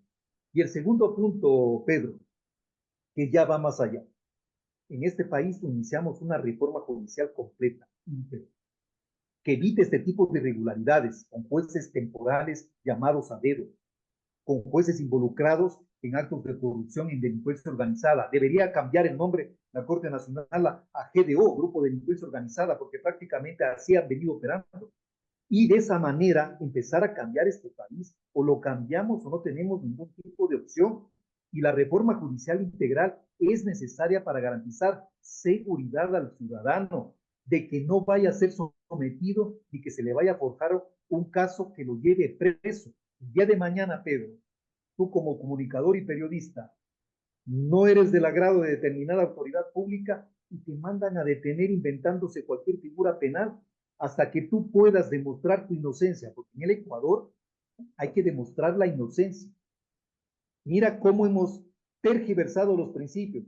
Tú tienes que demostrar la culpabilidad, o la fiscalía tiene que demostrar tu culpabilidad. Tú jamás deberías demostrar tu inocencia porque se presume que eres inocente. Pero aquí es al revés. Tú tienes que demostrarme que eres inocente porque la culpabilidad se presume. ¿De parte de quién? Obviamente de fiscalía y de todo el aparataje judicial. Hacia allá vamos porque si tú no puedes tener seguridad, entonces estás a merced de que el día de mañana te detengan, te desaparezcan, el día de mañana te monten un caso, porque ya no hay mínimos legales que se respeten. Este país, o la única forma de sacarlo adelante, es que también empecemos a perder el miedo a involucrarnos en los procesos de denuncia, denunciando las irregularidades, será la única manera también de detener un estado de barbarie, el Estado totalitario, un Estado fascista que utiliza el miedo como única herramienta de gobernanza. Si no detenemos aquello, entonces indudablemente acostumbrémonos, como bien lo citaste tú, con todos estos ejemplos que hemos tenido, acostumbrémonos siempre a ser víctimas. El día de mañana uno, el día de mañana el otro, y siempre a través del miedo mantenernos silenciados y callados. Yo creo que necesitamos empezar a reconstruir este país a base de la denuncia, pero sobre todo empezar a devolverle la decencia. Esto es importante, la decencia al servicio público. Muchas gracias, Freddy. Graves Aquí, lecciones Pedro. que el país tiene que sacar de tu caso y que ojalá, ¿no es cierto?, esta tremenda prueba para ti y tu familia permitan que ustedes puedan trascender y escalar hacia situaciones mucho más enriquecedoras. Un gran abrazo.